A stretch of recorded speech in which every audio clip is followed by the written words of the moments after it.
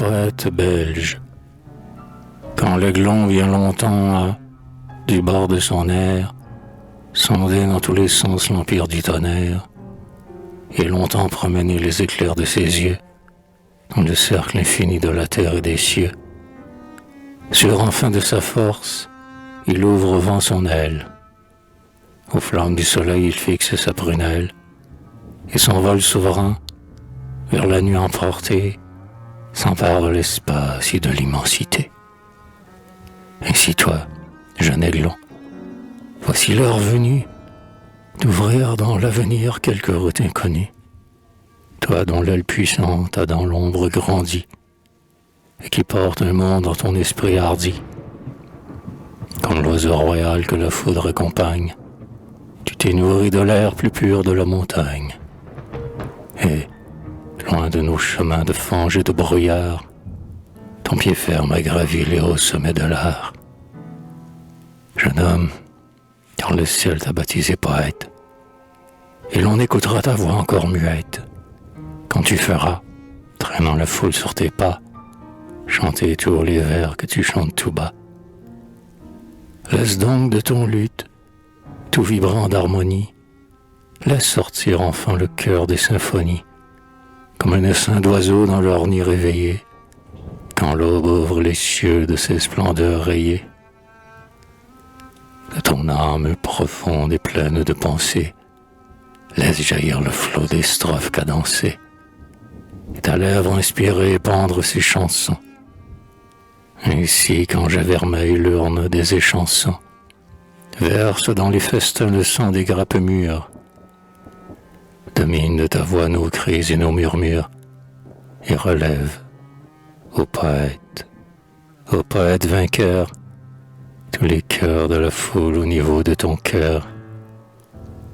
Ne t'inquiète point de ces hommes de prose qui ne comprennent pas la beauté de nos roses, ni ce qu'un rossignol raconte aux fleurs la nuit, qui dans un chant d'oiseaux n'entendent qu'un vain bruit, et qui, l'oreille close aux plaintes amoureuses, des ruisseaux égarés dans les forêts ombreuses, s'expliquent de travers, douces feuilles des bois, les longs soupirs dont Dieu vous a fait une voix.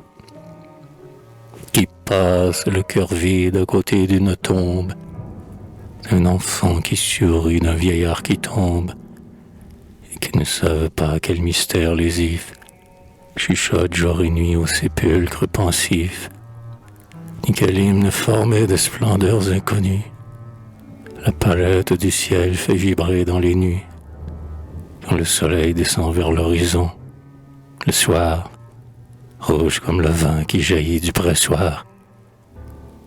Tu hantes tous les chefs du poétique empire et fais fraterniser Corneille avec Shakespeare. Parfois tu suis le Dante en ses cercles de fer, ou Byron dans le cœur humain, cet autre enfer. Parfois, le Tasse au fond du sombre Moyen-Âge commence sur les flots sa gloire surnage, et Goethe au grand calvaire où Faust est crucifié, à l'admiration commande la pitié. L'Antiquité t'a vu, cette austère dryade, en ses chastes abris, feuilleter l'Iliade, et, conversant avec les rêves de Platon, sonder tous les halliers verdoyants du Phédon.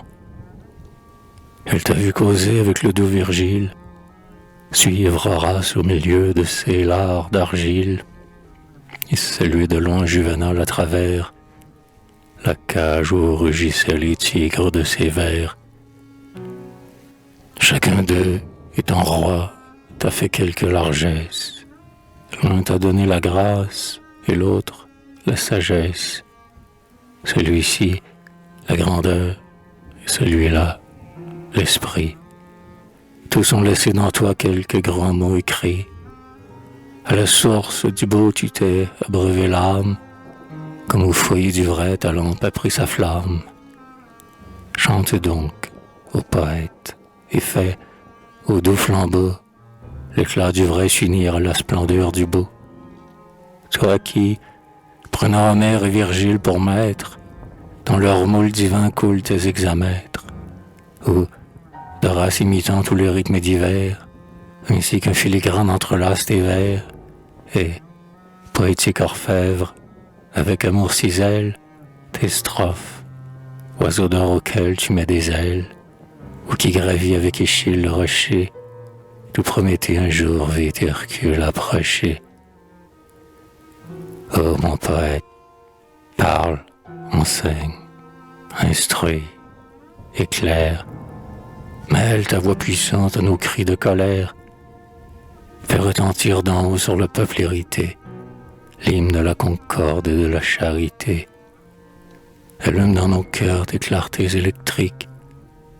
Ne tue pas ton carquois plein de flèches lyriques, que ces traits souverains deviennent les rayons d'une eau intérieure où nous nous réveillons.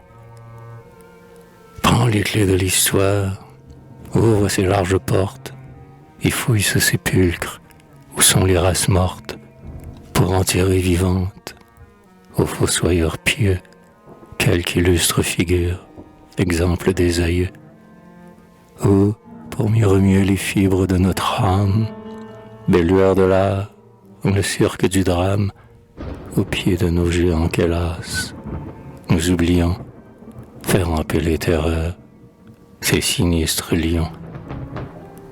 Pour le char voyageur sur le phare et l'étoile, pour la nef en péril, la boussole et la voile, soit pour nous tous, les rangs loin des traces de Dieu, colonnes de nuée ou colonnes de feu, car nous marchons aussi dans un désert sans bornes, et nous ne savons pas si nos Moïse mornes entreverront, jour de leur nébeau, notre terre promise, ou bien notre tombeau.